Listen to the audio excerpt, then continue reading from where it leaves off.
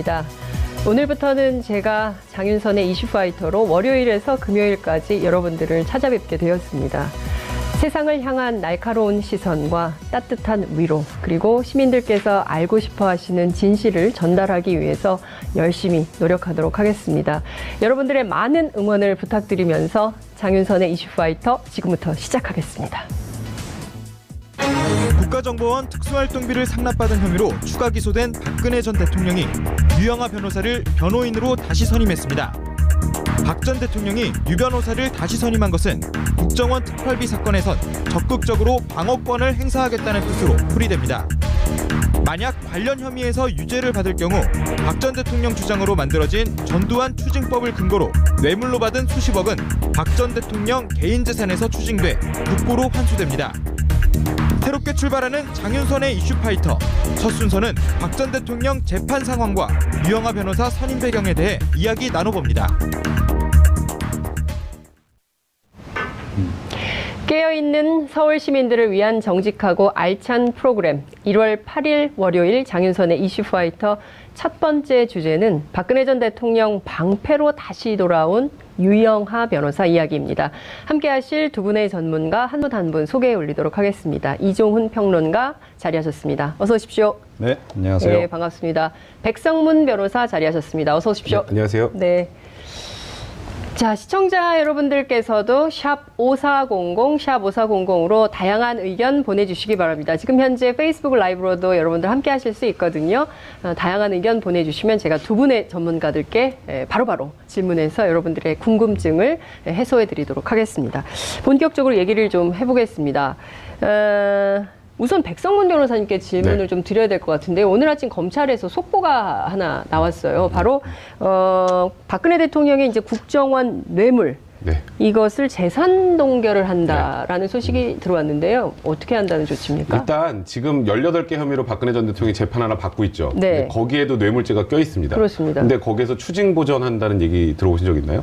그 얘기는 없었던 없죠. 것 같아요. 왜냐하면 추징이라는 건 네. 벌금하고 성격이 달라요. 그러니까 네. 범죄를 통해서 얻은 돈을 네. 쉽게 말해서 국가에서 다시 뺏어가는 겁니다. 환수해 가는 거예요. 그런데 일단 그 뭐 삼성부터 관련된 뇌물죄에서 박근혜 전 대통령이 직접 수수했다는 부분은 없기 때문에 네. 거기에는 이제 추징 보전이라는 이런 얘기가 나오지 않았었는데 네. 이번에 국정원 특수활동비 관련해서는 36억 5천만 원을 받아서 네. 그리고 본인이 직접 사사로운 용도로 사용했다는 게 어느 정도 수사에서 좀 드러난 상황이고 네. 그걸 기초로 해서 기소를 한 거기 때문에 이 36억 5천만 원은 네. 쉽게 말해서 박근혜 전 대통령이 다 토해내야 될 돈입니다. 그러면 이제 이게 나중에 기소해서 유죄 판결이 나온 다음에 추징을 하려고 보니까 재산을 다 빼돌릴 수 있잖아요.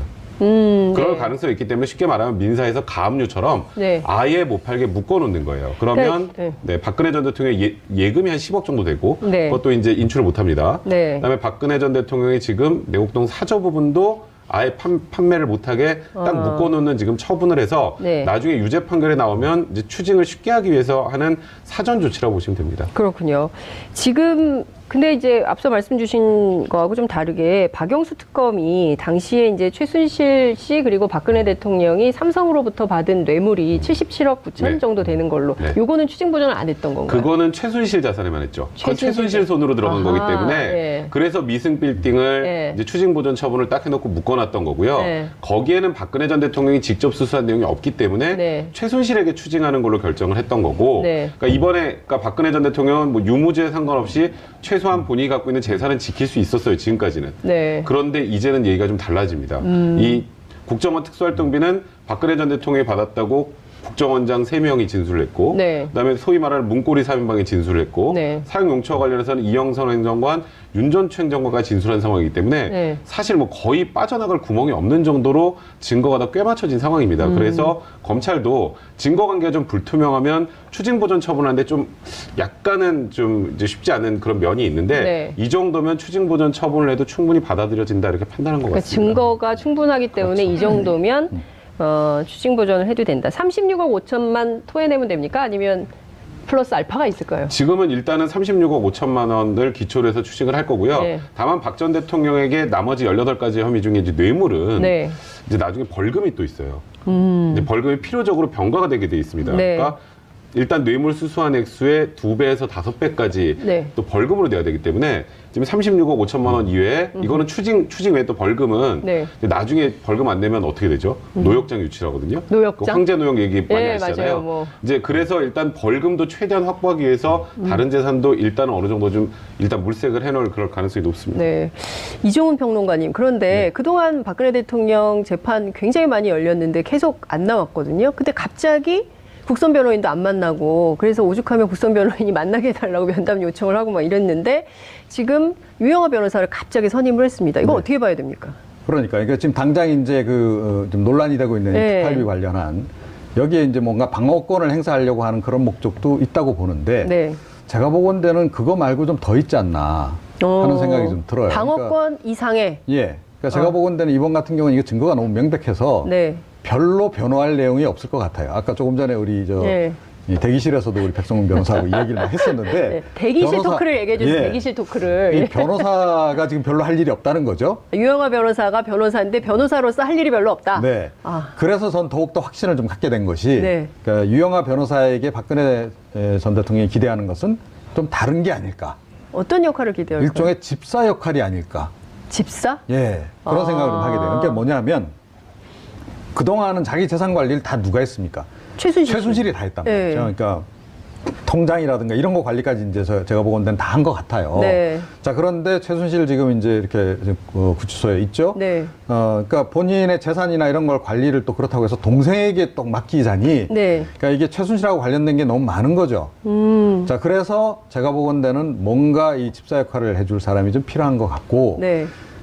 그리고 지키려고 하는 게 그러니까 비단 뭐 지금 이제 드러나 있는 네. 공식적으로 드러나 있는 재산 말고 더 있을 가능성이 높지 않나. 비공식 재산이 네. 드러나지 않는 재산이 더 많을 거다. 그렇죠. 그러니까 네. 최순실 씨가 그동안 돈 관리한 행태를 보게 되면, 네. 그러니까 뭐 은행에도 이제 계좌에서도 이제 계좌를 통해서도 관리를 했겠지만, 네. 집에다 금고를 두고 거기다 현금을 상당히 놔두고 쓰고 뭐 이랬다는 거 아닙니까? 예. 장시호가 이제 증언하기도 했었고, 예. 집에만 해도 뭐 금고가 2개 있었다 네. 그러는데, 최순실 집에 금고가 2개 있었다 그러면, 박근혜 전 대통령 집이라고 해서 그런 금고가 없었겠느냐. 그러니까 금고가 있었을 것이고, 거기 현금이 내곡동 내곡동 그 자택 같은 경우에도 현금이 어쩌면 있을지도 모르는 거죠.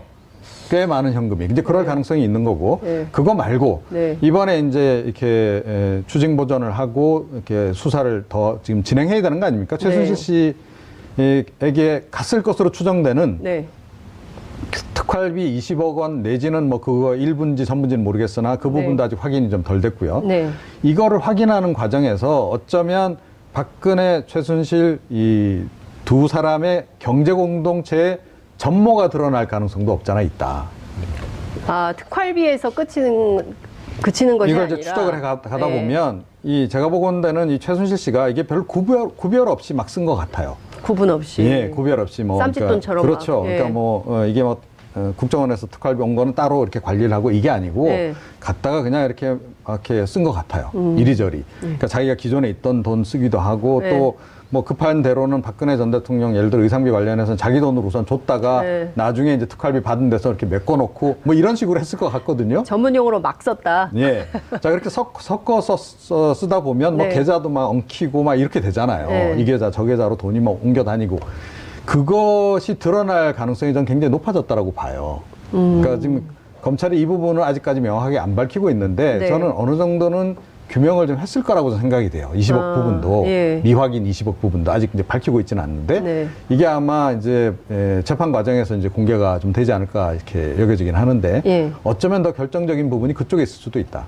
그래서 박근혜 전 대통령으로서는 그러니까 뭔가 이 경제 공동체의 전모가 드러나는 것을 막아야 될 필요성 때문에 네. 누군가 대행을 해줘야 되는 거야. 이 모든 것을 막을 역할을 해줄 예. 그런 인물로서 유영하 변호사를 선택을 한 제가 게 조금만 첨언해드리면요. 네. 좀 의미 있는 진술이 나온 게 윤 전 추행정관 있죠. 네. 윤 전 추행정관도 이번에 일정 부분 진술을 했단 말이에요. 그 내용이 뭐냐면 2016년 9월에 이제 최순실이 굉장히 사정이 안 좋아지니까 독일로 갔죠. 잠깐 도망갔었잖아요. 예. 그랬다 다시 한국으로 들어왔는데 예. 도망가고 나서 갑자기 의상실 직원들 월급을 줘야 되는데 이제 의상실을 운영을 못 하는 거예요. 네. 이제 그래서 박 전 대통령이 윤 전 총장관에게 직접 현금을 줘서 그걸 가지고 해결했다고 했는데 네. 그렇다면 그 얘기를 뒤져보면 그 전까지는 최순실이 관련된 돈의 관리를 다 했다라는 의미이기 때문에 네. 지금 말씀하셨던 것처럼 분명히 지금 뭐 소위 말하는 그 경제 공동체 관계가 있었다는 거는 이번 사건을 통해서 좀 더 명확하게 드러날 가능성이 많고 이제 제가 변호사로서 저도 이제 예. 곰곰이 생각을 해봤어요. 좀 유영하 변호사가 들어와서 할 수 있는 게 뭐가 있을까? 순수하게 이 사건 기초로 아까 말씀하셨던 것처럼 뭐 돈 관리 이런 건 저는 잘 모르겠고 네. 순수하게 이제 변호사로서 무슨 롤을 할 수 있을까? 할 수 있는 게 한 세 가지 됩니다. 백 변호사님이 간다면 무슨 역할을 할 수 있겠어요? 저는 제가 보기에 거의 할 역할이 없는 것 같은데. 그럼 근데 이종훈 평론가님 말씀이 맞는 거 아닙니까? 지금까지 박근혜 전 대통령 사건에서 변론을 해왔던 변호사들의 내용들을 들어보면 네. 너무나 객관적으로 명백한 증거도 모르쇠였어요. 그렇죠. 그러면 이제 첫 번째로 취할 수 있는 방법이 국정원 돈 36억 5천만 원 나 안 받았다. 근데 이게 첫 번째 할 수 있는 거죠. 네. 근데 안 받았다? 그거는 그러니까 이제 그거는 네. 근데 제가 이제 순수하게 변호사 입장에서 보면 자살행위입니다. 이거는 너무나 증거가 명백한 상황에서 네. 돈을 받은 것 자체를 부인해 버리면 네. 이거는 이제 양형에서 오히려 더 중형이 선고될 가능성이 많기 때문에 이거는 변호사로서 절대 택하면 안 되는 전술이고요. 네. 두 번째로 생각하면 돈은 받았다. 네. 돈은 받았는데 대가 관계가 없다. 직무 관련성이 없다. 이게 어찌 보면 가장 합리적인 유영하 변호사가 할 수 있는 방법인데 문제는 검찰에서 그걸 첫 번째로 차단을 했어요. 네. 일단 통치자금 얘기가 좀 나왔었잖아요. 처음에. 근데 지금 사용한 거 보면 기치료 아줌마 돈 주고 뭐 주사 아줌마 돈 주고 뭐 그런 데도 의상실 값 주고. 의상실 값 주고 이거는 순수하게 개인적 용도로 사용했기 때문에 네. 통치자금이라는 표현도 못 써요. 네. 그리고 대통령이라는 지위는 사실 소위 모든 것을 할 수 있는 지위이기 때문에 그래서 대가관계 직무관련성이 포괄적으로 인정된다고 해서 우리가 포괄적 뇌물죄라는 표현을 많이 네. 쓰지 않습니까? 그러니까 사실 이것도 주장하는 것이 사실 굉장히 무리가 따라요. 그래서 원래 진짜 변호사라면 어떻게 해야 되냐면요. 네. 이럴 때는 의뢰인의 이익을 위해서 네. 자백을 좀 설득하는 것이 원래 그러니까 저도 예를 들어서 너무 명백한 증거가 있는데 저한테 네. 억울합니다라고 하면 제가 그렇게 초이스를 줘요. 저는 이건 다 자백하고 양형으로 어떻게 해결을 해봐야지. 네. 지금 이 상태에서 뭐 무죄 다툰다고 해서 더 중형 선고되면 나한테 뭐라 그럴 거 아니냐. 아. 나는 이렇게는 못한다. 네. 그래도 무죄를 원하면 나 말고 다른 변호사를 쓰세요라고 저는 나오거든요. 네. 근데 이제 유영하 변호사가 과연 네. 박 전 대통령한테 그렇게 할 수 있을까? 이게 유영하 변호사도 어쨌건 변호사기 때문에 네. 이 정도 증거면 어떤 상황인지 알아요. 근데 그런 면에서 유영하 변호사 택할 건 그것이나 그럴 가능성이 별로 없어 보이는 게 좀 안타까운 거죠. 말씀 주신 대로 자백을 설득할 가능성은 없어 저는 보여요. 제로에 제로에 가까울 가깝다고 것 보고 사실상 백 변호사님께서 유영하 변호사님께 팁을 드린 거거든요. 선배이긴 하겠지만 법조인이라면 자백을 설득하는 것이 가장 지금 상황에서 합리적인 그렇죠. 선택인 거다. 왜냐하면 지금 나와 있는 사람들의 진술만 해도요. 네. 한두 명이 아니에요. 그렇죠. 일단 국정원, 전직 국정원 3명, 국정원장 3명. 그다음에 가장 믿었던 안봉근, 이재만, 정호성 비서관. 네. 거기다가 거의 최순실과 박근혜 전 대통령의 집사 역할을 했던 이영선, 윤 전 총장관까지 모든 진술을 내놓은 상황이고 이 진술이 유기적으로 하나도 모순되는 게 없어요. 그러니까 일맥상통하는 네, 그러면 이거는 빠져나갈 방법이 없는 거예요. 왜냐하면 이 지금 7, 8명이 다 박 전 대통령을 모함한다고 하는 거는 네. 그것도 이게 개별적으로 다 다른 내용인데 이게 종합해보면 딱 떨어지는 내용으로 한다는 건 불가능에 가깝기 때문에 이 정도 증거라면 뭐 사실 일반적인 변호사라면 끝났다라고 생각하는 게 일반적이죠. 아니, 그러니까 변호사 할 일이 정도라면. 없다는 거 아닙니까? 그러니까요. 지금 결론은. 백 변호사님 말씀은 머리를 계속 써봐야 되는 거예요. 그래서.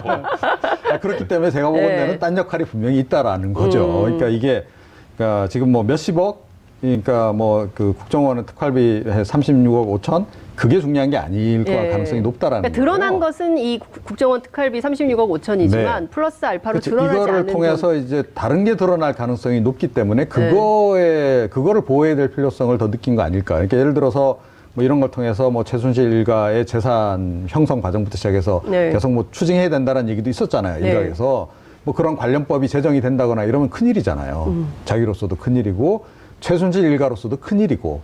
그러니까 이거는 무슨 일이 있어도 이건 막아야 된다. 그러니까 이 초기 단계에 막아야 된다는 생각을 하지 않았을까. 근데 그러면 글쎄. 범죄가 하나 또 추가되는데요. 뭐 증거인멸죄 교사. 증거인멸 교사. 그렇기 때문에 저는 그것만은 아니기를 좀 바라고 있는 상황입니다. 근데 사실 그 유영하 변호사가 변호사이긴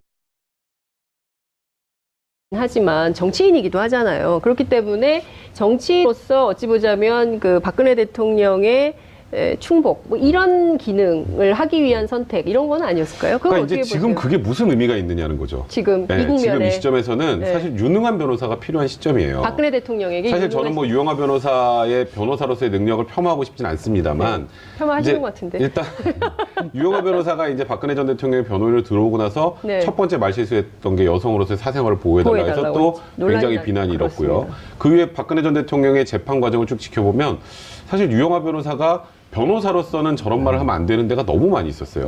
물론 그게 저는 박근혜 전 대통령의 뜻이라고 생각을 하고 유영하 변호사는 박근혜 전 대통령의 뜻에 충실하게 그냥 박근혜 전 대통령이 원하는 대로 얘기해 주는 것뿐이라는 생각이 들었는데 문제는 그래서 된 게 뭐가 있나요? 하나도 없어요. 지금 사실 18개 혐의로 받고 있는 이 재판도 네. 사실상 이건 박 전 대통령 유죄가 거의 확정된 상황입니다. 지금 상황이라면. 그걸 알기 때문에 어째 보면 이거 정치 투쟁하고 지금 재판도 불응하고 있는 건데 네. 근데 이 국정원 특활비 이거는 지금 뭐 박 전 대통령의 바람이 야 이건 지금 당장 내가 추징되게 생겼고 네. 이거는 정치 투쟁할 수는 도저히 없는 주제이기 때문에 이건 어떻게든 유능한 변호사 상에서 막아야겠다라고 생각을 했으면 진작했어야 되고요. 네. 이미 이게 모든 게 다 나온 상황에서 유능한 변호사로서도 별로 할 게 없는데 네. 여기서 유영하 변호사에게 박근혜 전 대통령이 본인의 뜻만 얘기해서 이런 방식으로 변론을 진행을 하면 네. 그럼 뭐 100% 유죄뿐 아니라 원래 받아야 될 형보다 높은 형이 선고될 가능성이 많기 때문에 네. 지금 이 선택도 그렇게 바라고 있는 지금 특활비 문제만 딱 한정지어서 본다면 양형이 어느 정도로 예상되세요? 사실 나머지 지금까지 있는 혐의가 하나도 없다고 가정을 하고요. 네. 원래 그 특가법상 뇌물죄 같은 경우는 네. 1억이 넘으면 10년 이상 유기징역 또는 무기징역입니다. 그러니까 최저가 10년이에요. 최저가. 최하가 10년. 네. 그리고 보통 이렇게 30억 이상 정도가 되면 제가 알기로 보통 한 6천만 원, 7천만 원 돼도 6, 7년 나오거든요. 네. 근데 이게 이 정도 금액이면은 이것만으로도 15년 이상 선고될 가능성이 많은 거죠. 근데 이렇게 얘기할 가능성은 없을까요? 사실 36억 가운데 내가 다 쓴 것은 얼마 안 되고 사실은 최순실이 더 많이 썼다. 그래서 양자가 다툴 가능성은 좀 어떻게 보세요? 최순실과 박근혜 전 대통령이 서로 이 쟁점을 가지고 다툴 가능성. 글쎄요, 근데 그게 뭐 실익이 있을까요? 그러니까 이미 이제 그 18건만 하더라도 네. 형량이 좀 엄청나게 나오는 데다가 요 네. 단독건 하더라도 이거 형량이 지금 이제 엄청나게 나오는데 예, 무기징역. 박근혜 전 대통령 입장에서 뭐 형량이 5년 늘어나나 줄어드나 이게 무슨 의미가 있을까 이런 생각이 좀 들어요. 그래서 저는 의도가 딴 데 있을 거다라고 이제 보는 것이고, 그래서 사실은 유영하 변호사도 이제 고민을 좀 하지 않을까 이렇게 여겨져요. 그러니까 딱 요건만 한정 지어서 자기가 그냥 제한된 역할만 딱 할 것인지 네. 아니면 이 박근혜 전 대통령 측에서 요구할 것으로 제가 추정한 네. 또 다른 역할까지 할 것인지 이 부분을 이제 고민을 좀 하지 않을까. 그러니까 두 가지 가운데 하나겠죠. 그런 선택을 만약 하게 된다라고 네. 전제한다면, 그러니까 정치적으로 뭔가 이렇게 이득이 좀 자기에게 돌아올 가능성이 있거나 네. 또는 경제적인 이득. 그거 아니면 이제 인간적인 뭐 그건데 제가 보건대는 인간적으로 뭐 이렇게 각별히 박근혜 전 대통령에 충성을 하고 뭐 굉장히 오랜 관계 속에서 뭐 이런 사이가 아니잖아요.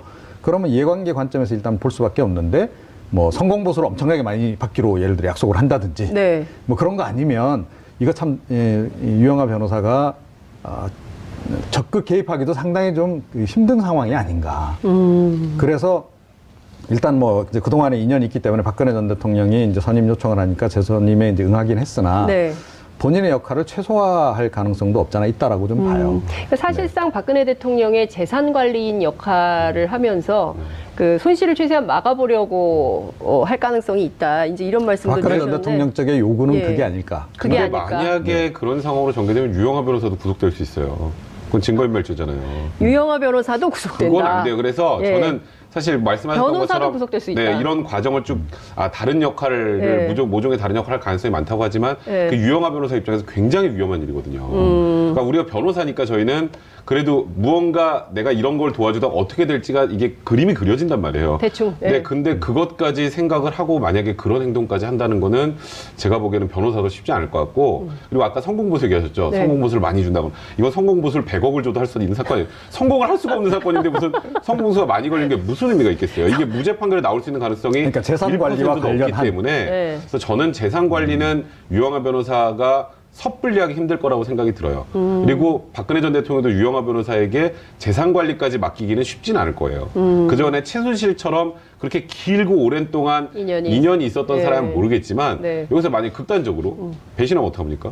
예를 유영하 들어서 차명 변호사가. 재산을 많이 갖고 있다고 가정을 한번 해보죠. 예. 근데 유영하 변호사 이거는 그냥 그 가정입니다. 순수한 가정이에요. 예. 그렇게 되면 박근혜 전 대통령 입장에서 손을 쓸 수가 없어요. 이제 그렇기 때문에 저는 이번에 유영하 변호사는 정말 이 사건에 한정해서 들어왔다고 굉장히 생각이 들고 근데 한정해서 들어왔으면 롤이 있어야 되는데 역할. 그러니까 지금 박 전 대통령이 원하는 말만 앵무새처럼 해주려고 하는 건지 네. 아니면 제가 아까 말씀드렸던 것처럼 지금 건전한 법상식을 갖고 있는 변호사라면 해야 할 자백을 좀 설득하고 권유하려고 하고 있는 건지 사실 오늘 진짜 아이러니한 상황이 있었던 게 네. 법조계 안에서는 어떤 얘기가 좀 돌고 있어요? 유 변호사가 어떤 선택을 할 거라고. 그러니까 일단 얘기가 자백을 권유하는 건 불가능할 거라고 생각을 하죠. 일단 그게 정상이라고 생각하나 현실적으로 있을 수 없다는 생각을 하는데 전 오늘 참 아침에 아이러니하다고 생각이 들었던 게 오늘 박근혜 전 대통령 재판 열렸죠. 근데 박근혜 전 대통령 뭐 하고 계셨는지 아세요? 유영아 변호사 접견하고 있었어요. 건강 때문에 못 나온다는데 거기서 접견을 하고 있었단 말이에요. 그러니까 박 전 대통령은 지금 사실상 이제 법치주의고 뭐고 난 아무 관심도 없어요. 그러니까 지금 어떻게든 이 특활비 관련해서 뭐가 문제가 터지면 그동안에 애써 만들어놨던 정치 프레임이 딱 깨져버리는 상황이 되기 때문에 지금 나머지 다 상관없고 여기만 보고 있는 거거든요. 근데 그거를 해결사로 지금 유영아 변호사를 선임을 한 거죠. 근데 제가 이 말씀을 꼭 드리고 싶은 게 변호사는 유죄를 무죄로 바꿔주지 못합니다. 유죄를 무죄로 바꿔줄 수 있는 변호사는 없어요. 드라마 자꾸 보신 분들이 뭐 유죄를 무죄로 바꿔주는 뭐 승률 100% 변호사 얘기하는데 그런 일은 세상에 없습니다. 이게 현실이다. 박 전 대통령이 드라마를 많이 보셔서 그런지 모르겠습니다만 이거는 있을 수 없다는 걸 좀 알려드려야 될 것 같네요. 지금 말씀 주신 대로 그동안 그 국정농단 재판에 출석을 거부했거든요. 그리고 이제 그 국선 변호인들도 안 만나고 그렇죠. 그리고 이제 계속 그 그러니까 일종의 정치보복 프레임을 가지고 하다가 그리고 계속 얘기했던 게 그거예요. 나는 일전 한 푼도 사적으로 돈을 쓴 적이 없다. 이 주장을 했는데 특활비를 통해서 완전히 드러난 거죠. 이게 국정원 특활비라는 게 보통 특활비가 아니라 이 국정원 특활비는 그야말로 그동안 그토록 북한의 핵과 미사일 문제에 관련된 거기에 써야 되는 비밀 공작 비용인데 그걸 막 기치료 주사 심지어 이제 삼성동 자택의 관리인 월급까지 주고 기름값 보일러 기름값까지 되고 그리고 이제 차명폰을 51개를 썼는데 그 차명폰 핸드폰 값까지 그 특활비로 쓴 거예요. 그러니까 국민들을 특히 이제 그동안 태극기 집회에 참석하셨던 이 어르신들이 멘붕이 오지 않았을까요? 그렇죠. 근데 이런 말 써도 되나? 아니 뭐 이제 그분들도 이제 현실을 좀 깨달으셨으면 좋겠는데 과연 그렇게 할지는 모르겠어요. 그런데 박근혜 전 대통령은 그냥 아버지 시절에 했던 그런 식으로 그냥 한 거죠. 그러니까 그때는 뭐 어떤 부처건 간에 뭐 그 당시 이제 중정도 포함해서 뭐 이렇게 청와대가 필요하면 언제든지 또 대통령이 필요하면 언제든지 뭐 자금 가져다 쓰고 뭐 이제 이런 식으로 했단 말이죠. 막 그렇게 쉽게 생각했던 것 같아요. 그런데 그러니까 국정원도 옛날 국정원이 아니지 않습니까? 그동안에 워낙 부침이 많았잖아요. 그리고 이런 사건들이 많아가지고 국정원 특활비 눈먼 돈이라고 생각하실지 모르겠지만 절대 눈먼 돈 아니에요. 눈 달린 돈입니다.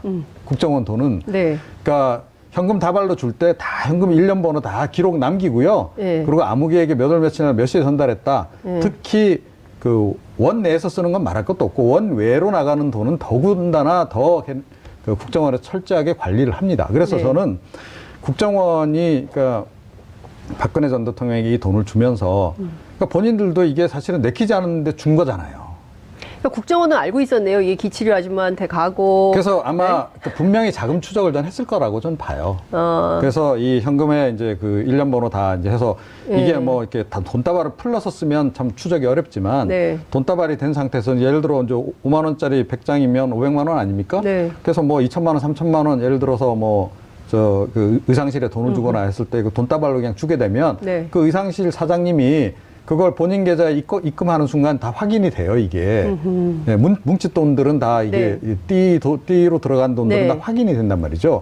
그런 식으로 저는 국정원이 그러니까 비공식적으로라도 다 아마 확인을 해뒀을 가능성이 높다라고 봐요. 근데 비공식적으로라도 확인을 했으면 그거는 못하게 해야 되는 거 아니에요?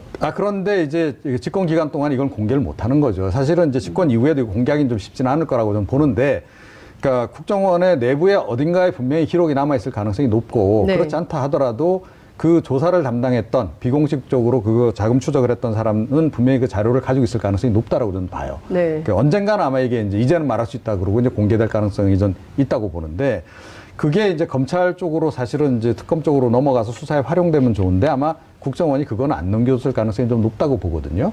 그래서 국정원도 어찌됐건 그 현금의 1년 번호까지 다 추적을 제가 보건대는 이번에 한 것 같고. 네, 현금이 추적이 됩니까? 그건 진짜 쉽지 않은데요. 그건 현금이 말씀하셨던 것처럼 그런데 사실은 이제 유통이 돼버리면 그런데 아까 말씀드린 대로 이게 다발로 이렇게 되면 확인이 된다는 거예요. 예를 들어서 이영선 행정관 같은 경우에는 그 휴대폰 그 요금 관련한 거를 본인 계좌에 그냥 넣어서 썼다는 거 아닙니까? 자, 그게 이번에 이제 그 검찰 쪽에서 확인이 됐다라는 거 아니겠어요? 자, 그런 식으로 이게 특활비가 이렇게 전달돼 가지고 뭐 500만 원, 1000만 원씩 이렇게 나눠져서 쓰이는 과정에서 네. 어떤 사람들은 그런 거를 자금 추적을 피하기 위해서 이렇게 좀 섬세하게 이렇게 돈 풀어 가지고 이렇게 쓰는 사람도 있는 반면에 어떤 사람들은 그냥 덜렁 그걸 갖다 자기 계좌로 집어넣어 버린 사람도 있는 거예요. 그런 사람들이 몇 명만 나오면 이게 금방 확인이 되는 겁니다.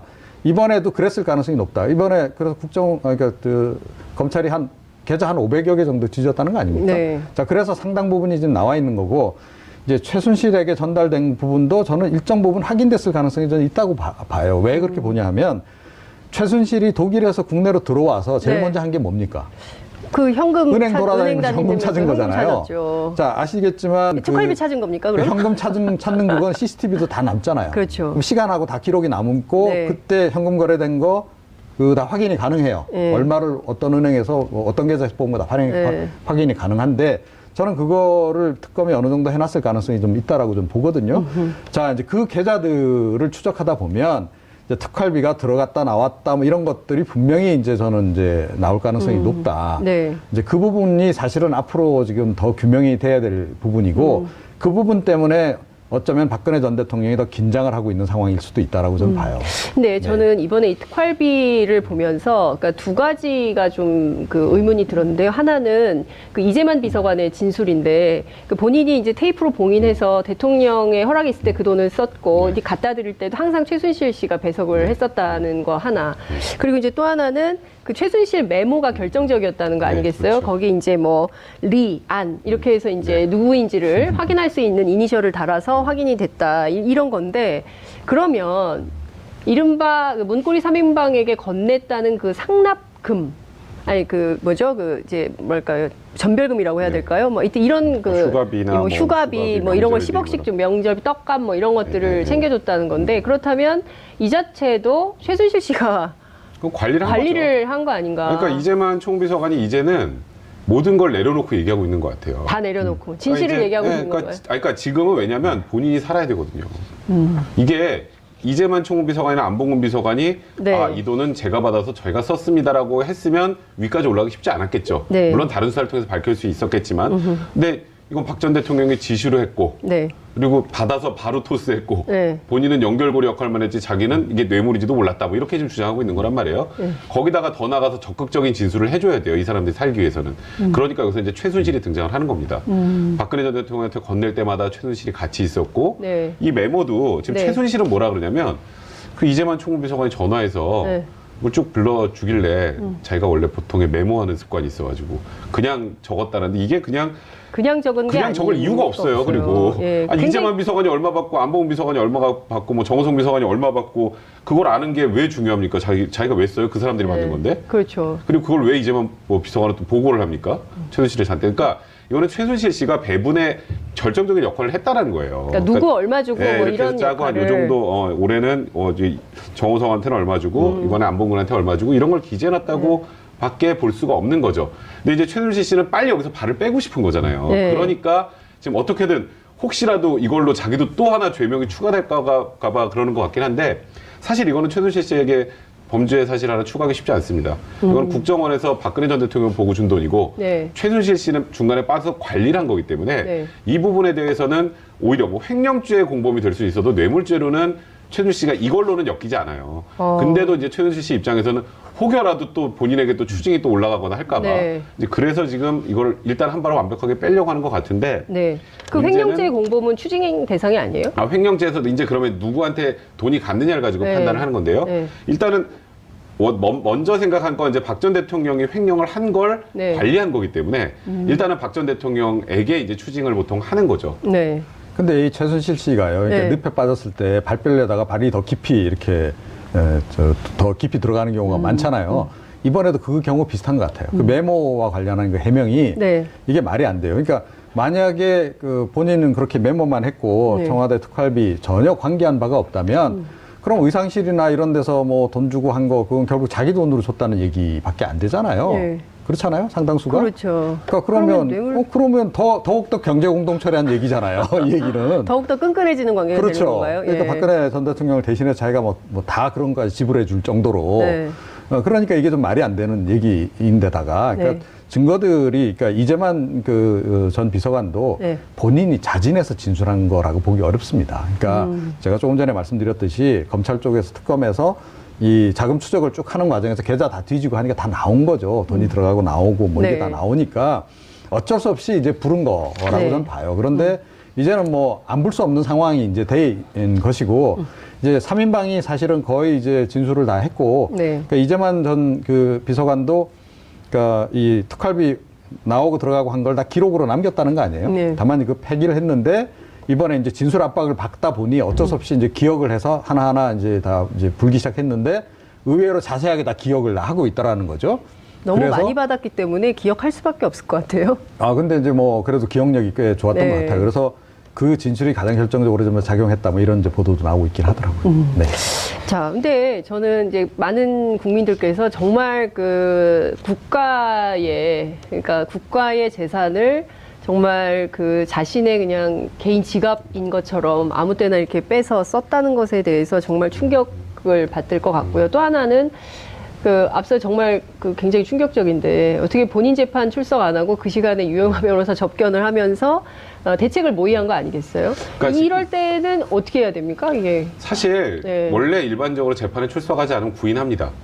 아니 안 그러면 피고인들 그냥 나 재판 안 받을래요 그러고 구치소에 계속 있으면 그 재판 되겠어요? 요즘에 보니까 뭐 강제구인. 검찰 수사 안 받는 것도 그렇고 재판한다고 그렇고 자꾸 트렌드가 되려는 것 같은데 네. 사실 원래는 엄정하게 모든 국민들이 법 앞에 평등하다라는 그런 이념에 기초해서 한다면 구인하는 게 맞지만 네. 이제 전직 대통령을 강제로 끌고 나오는 모양새를 또 보여주다 보면 어찌 보면 그게 박 전 대통령이 원하는 상황이 될 수 있거든요. 네. 근데 정치 탄압의 희생양이라고 지금 계속 주장하고 있는 거 아니겠어요? 그렇죠. 그래서 지금 18가지 혐의는 아주 간단합니다. 나는 돈 한 푼 안 받았다. 나머지 통치행위였다. 딱 이거예요. 근데 이번 정권, 뭐, 소위 뭐 촛불 집회 시민들의 목소리까지도 지금 굉장히 뭐 약간 안 좋은 쪽으로 지금 바라보고 있는 거 아니겠어요? 그러니까 지금 검찰은 그냥 좀 청와대 하명을 받아서 나를 죽이려고 하는 지금 그걸로 주장을 하고 있는데 그걸로 도저히 주장할 수 없는 게 탁 튀어나온 거잖아요, 지금. 특활비가. 특활비가. 네. 개인적인, 원래 이게 좀 재밌는 얘기를 하나 해드리면 네. 검찰에서 뇌물죄 관련해서 이제 좀 높은 사람들 관련된 얘기가 나오면 어디다 돈 썼는지 알려주는 거 보신 적 있어요? 그러게요. 한 번도 없었어요, 지금까지. 돈을 받았느냐. 이 용처에 대해서도 그리고 이게 굉장히 그렇죠. 계속 대가 궁금증이 관계, 있었죠. 그 다음에 이게 직무 관련성이 있느냐. 여기에 관련된 내용이 나왔지 이 돈을 받아서 어디다 썼습니다는 안 나와요. 그리고 사실 이거는 재판할 때도 어디다 썼는지 관심 없어요. 받은 게 중요하지. 네. 받은 게 중요하지 어디다 쓴 게 뭐가 중요합니까? 뇌물죄 입증할 때. 근데 왜 검찰이 그걸 흘렸겠어요? 이제 통치자기만 얘기하지 마. 이거예요. 지금까지 계속 하고 있는 그 저희 당신이 얘기하고 있는 그 통치자금 어쩌고 이런 얘기 하지 말고 당신 기치료 아줌마하고 주사 아줌마한테 준 돈이잖아. 그러니까 쉽게 말해서 본인 측근들 관리할 때 쓴 돈이잖아. 그거를 알려주려고 아예 이제 박근혜 전 대통령 측이 무언가 할 수 있는 아예 방어 전략 하나를 무력화시키기 위해서 용처까지 일부러 공개를 한 겁니다. 이번에. 네, 그러니까 사실상 박근혜 전 대통령의 주장을 무력화하기 위해서 검찰이 일부러 흘린 거다. 더 이상 통치자금 얘기할 수 없다. 개인 사금고처럼 썼잖아. 이걸 어떻게 통치자금을 하겠어요? 이렇게 주장을 하기 위한 거다. 이런 말씀 주셨는데 지금 국면에서라도 강제 구인을 해서 재판에 참석하도록 해야 되는 거 아니겠어요? 저렇게 계속 안 나오면 어떻게 해야 되는 그냥 거예요? 지금은 재판부에서는 걸석으로 진행할 생각입니다.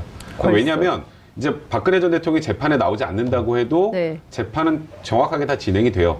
그리고 국선 변호인들도 사실 이 전에 박근혜 전 대통령의 사선 변호인보다 더 훨씬 열심히 잘하고 있다고 합니다. 지금도. 어쨌건 의뢰인의 이익을 위해서 할 수 있는 최대한의 노력을 하고 있고 네. 오늘 같은 경우도 뭐 조원동 수석 증인신문 다 하고 있어요. 그리고 송경식 회장도 진행하고 있을 겁니다. 그러니까 증인신문도 예정돼 있는 건 다 진행이 돼요. 다만 본인만 없을 뿐이에요. 근데 뭐 재판하는데 아파서 못 나온다, 뭐해서 안 나온다, 이렇게 안 나온다라고 하는 상황에서 굳이 계속 억지로 끌어내 온다고 할지라도 그거는 오히려 박 전 대통령을 지지한 쪽에 약간의 빌미만 줄 수 있기 때문에 그냥 재판부는 진행을 하려는 것 같고 본인의 의사로 나오겠다면 몰라도 네. 그래서 그냥 그 부분은 그대로 진행을 하고 네. 특활비 부분만 관련해서는 지금처럼 대응 전략 자체가 다르기 때문에 네. 박 전 대통령 측이 이거는 아마 재판 과정에서 나오지 않을까라는 생각이 듭니다. 박근혜 대통령이 정치적으로는 어떻게 될 거라고 보세요? 그동안은 뭐 통치 자금을 받은 거고 본인이 일전 한 푼 쓴 적이 없다라고 주장을 하지만 그 논리 자체가 백 변호사님 말씀처럼 완전히 무너졌고 지지자들이 또 모이겠어요? 어떻게 보세요? 아니 뭐 이제 네. 그래도 계속 박근혜 대통령의 태극기 무죄 결백을 집회는 주장할 수 그래도 있을까요? 계속 할 거라고 저는 봐요. 계속 할 거다. 그러니까 그분들은 어떻게 생각하냐면, 그러니까 박근혜 전 대통령하고 생각이 거의 비슷해요. 그러니까 뭐냐면 박근혜 전 대통령은 그러니까 나라 돈도 이거 뭐 결국은 그 우리 아빠가 잘해서 이 나라 이렇게 발전시킨 거고 대기업들 사실 뭐 우리 아빠가 다 예전에 도와줘서 다 대기업에서 돈 버는 거 아니냐. 그러니까 그 돈 내가 좀 가져다 썼다 기로써니 그게 무슨 내가 큰 죄냐. 네. 우리 아버지가 산업화 일군 그거에 비하면 아무것도 아니지라는 생각을 가지고 있는 거 아니겠어요? 그런데 그 지지하는 분들도 거의 비슷한 것 같아요. 그러니까 아니 그래 박근혜 전 대통령이 그래 뭐 좋다 이 국정원 특활비 그걸 갖다 개인적으로 좀 썼기로 써니 그거 가지고 뭐 이렇게 문제 삼느냐라고 그분들은 앞으로도 계속 주장할 가능성이 좀 높지 않나. 그래서 그분들의 생각을 뭐 일반화시켜서 우리가 뭐 평가를 내리고 이러기는 좀 어려운 것 같고요. 다만 이제 좀 정치를 하는 그러니까 지금 뭐 자유한국당 내 친박계들은 이제 좀 생각을 좀 달리 하겠죠. 그러니까 야 이제는 빨리 발을 빼야 되겠다라는 생각을 다들 하지 않을까 뭐 그렇게 생각을 합니다. 앞으로는 발을 빼지 않을까 이런 말씀 좀 주셨는데요. 지금 또 하나의 논란이 되는 게 전두환 추징법입니다. 이거 박근혜 대통령 시절에 현직 대통령 시절에 만든 법이잖아요. 그러니까 박 전 대통령이 잘한 거 중 몇 안 되게 잘한 거 중에 하나라고 평가를 받는 거죠. 초반에 굉장히 좋은 평가를 받았어요. 아니 왜냐하면 이게 사실 국민적 공분을 샀던 전두환 전 대통령에 대한 추징을 할 수 있는 근거를 만들어줬고 네. 그리고 원래 추징은 그 범죄 행위를 범한 그 당사자의 재산을 뺏어오는 게 추징이에요. 원래 가족이건 관련돼 있는 사람이건 그 사람 돈은 못 건드렸습니다. 근데 전두환 추징법이라고 해서 이제 무언가 큰 돈을 쉽게 말해서 해먹고 네. 이곳저곳 재산을 분산시켜 놓은 사람 것도 이 가족 재산이건 뭐건 관련성 있다 생각하면 다 추징의 대상으로 삼을 수 있게 만들어 놓은 네. 법이고 거기다가 기간도 10년으로 늘려놓은 법입니다. 그러니까 만약에 박 전 대통령의 재산이 부족하다면 추징할 때 부족하다면 그러면 지금 이 재산을 같이 향유했던 이 문고리 3인방에 대해서도 추징을 할 수 있는 거고요. 그리고 말씀하셨던 것처럼 저도 아직 정확하게는 알 수 없습니다만 네. 한 21억이 비잖아요 지금. 네, 저도 계산을 해보면. 네. 네. 대충 한 지금 36억 5천만 원 중에 21억 정도가 비는데 21억을 만약에 네. 최순실이 관리하고 최순실이 보관하고 있다면 최순실에게도 추징이 가능한 그런 상황이기 때문에 전두환 추징법 본인이 만들어서 국민들에게 굉장히 박수받았던 법이 네. 칼날이 본인에게 겨눠지는 좀 묘한 상황이 될 것 같습니다. 아니 근데 국민들 여론이요. 그러니까 이미 정치권에서도 얘기가 나왔지만 이 정도 되면 이제 최태민 일가 재산 추징하자라는 얘기 안 나오겠습니까? 이미 나왔죠. 예, 이미 네. 나왔는데다가 이번에 이제 이런 일이 있고 보니 더욱더 그 주장에 힘이 실릴 가능성이 높다. 그 여론이 들끓을 가능성이 높다라고 네. 보고요. 아마 박근혜 전 대통령이 그거를 가장 좀 걱정하지 않을까 싶어요. 개인적으로. 그러니까 개인적으로 가지고 있는 재산도 뭐 추징당하는 것도 문제지만 사실은 박근혜 전 대통령이 지금 공식적으로 지금 이렇게 규정돼 있는 네. 그러니까 신고한 그 재산 네. 말고 좀 관련된 재산이 꽤 있잖아요. 뭐 영남재단, 네. 또 이제 영남대학 그 재단도 예, 있고 예. 또 저 어린이회관 그쪽 뭐 유경재단 유경재단 재산 재산들. 뭐 다 관련이 돼 있다. 예. 뭐 이런 얘기 아닙니까? 예. 그리고 부산 뭐 그러니까 그 박문진 그 지분 가지고 있는 거 비롯해서 이런 것까지도 만약에 다 추징 대상으로 들어간다라고 한다면 네. 이건 굉장히 심각하다라고 볼 수 있는 거죠. 자, 그래서 아마 그런 부분에 대한 그 방어 필요성을 지금 뭐 갑자기 확 느끼지 않았을까. 그런 그러니까 생각이 좀 드는 사실 거죠. 이번 특활비뿐만 아니라 지금 말씀 주신 그 뭐 영남재단이라든가 아니면 정수장학회라든가 뭐 또 그 유경재단이라든가 이런 그야말로 박정희 시절부터 쌓아둔 그 재산 전체에 대해서 전체의 뿌리가 흔들릴 것에 대한 대비를 위해서 유영하 변호인을 선임한 것이 가능성이 근데 있다. 이렇게 하나 말씀드리면요. 주장을 하시는 거예요? 사실 그건 좀 위헌이에요. 위헌? 제가 이거 말씀을 드려야 되는데 네. 추징은 범죄가 특정이 되고 거기에 대해서 하는 게 추징이에요. 그러니까 과거에 그냥 당신들 불법으로 재산 만들었지라고 다 뺏을 수 있는 건 현행법상은 지금 불가능하고요. 그건 만약에 제정이 돼도 위헌의 소지가 많기 때문에 국회에서도 선뜻 진행을 못하는 겁니다. 이 국회에서 어쨌든 논의는 계속 논의는 진행이 좀 되나 되고 쉽게 있는데요. 진행되기는 어렵죠. 알겠습니다.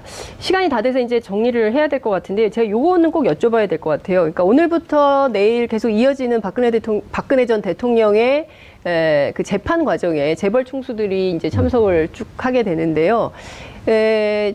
2016년부터 시작된 촛불 집회 때 재벌도 공범이라는 얘기가 굉장히 많았거든요. 사실상 그 미르나 K스포츠 재단에 돈을 낼 때 그냥 낸 것이 아니라 대가성이었다. 그렇기 때문에 이제 뇌물 혐의가 적용돼야 되는 거 아니냐라는 비판이 있었거든요. 어떻게 보시는지. 근데 대가 관계가 대부분이 인정이 잘 안 됐죠. 네. 그러니까 대부분은 약간 피해자 상황으로 이제 끝이 그렇죠. 났고요. 특히 CJ 같은 경우는 뭐 이미경 부회장의 퇴진까지 조원동 경제수석으로부터 박근혜 전 대통령의 뜻이라는 얘기를 VIP 지시라는 VIP 지시라는 얘기를. 걸 받았고 네. 그것 때문에 박 전 대통령이 조원동 속을 엄청 질책했다고 합니다. 그거 왜 내 뜻이라 그랬어? 라고 실제 오늘 네. 법정에서 그렇게 진술을 했어요.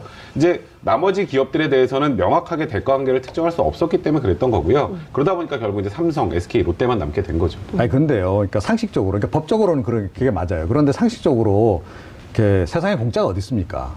그러니까 우리가 살아봐서 잘 알잖아요. 돈 뭐 사소한 돈 오가는데도 다 뭔가가 있는 건데 그래서 대가가 성이 없었다라고 하는 거 국민 상식으로는 일단 이제 용납하기 힘든 거고. 이유 없는 돈은 없죠. 예, 그렇죠. 그리고 이번 기회에 그래서 재벌 기업들도 그러니까 전 이게 위기자 기회라고 저는 생각을 해요. 그러니까 박정희 전 대통령 시절부터 쭉 오래된 그 재벌과 이 권력과의 유착 관계 뭐 이와 관련한 여러 가지 설들 이런 걸 이번에 사실은 끊고 갈 좋은 기회라고 저는 보거든요. 그러니까 지금 뭐 오너들 다 3세, 4세들이고 그러니까 뭐 초기 창업자들하고 좀 약간 좀 거리도 많이 멀어졌잖아요. 그러면 창업자들 한 일을 계속 떠안고 갈 이유도 없다. 그렇다면 이번 기회에 솔직하게 다 진술할 것 좀 진술하고 그러니까 말할 거 다 얘기하고 실제로 있었던 일 다 얘기하고 박근혜 전 대통령하고 관계 부분을 완벽하게 정리를 함으로 해서 네. 이 오랜 이 유착 관계도 이번에 좀 완벽하게 결별을 하는 게 좀 좋겠다 이렇게 생각합니다. 알겠습니다. 좀 새로운 나라, 정의롭고 깨끗한 대한민국을 그토록 외쳤는데요. 파도 끝이 없는 비리들이 나오고 있기 때문에 국민들은 그야말로 경악을 금치 못하는 상황이 아닌가 이런 생각이 좀 듭니다. 오늘 두 분 말씀 잘 들었습니다. 고맙습니다.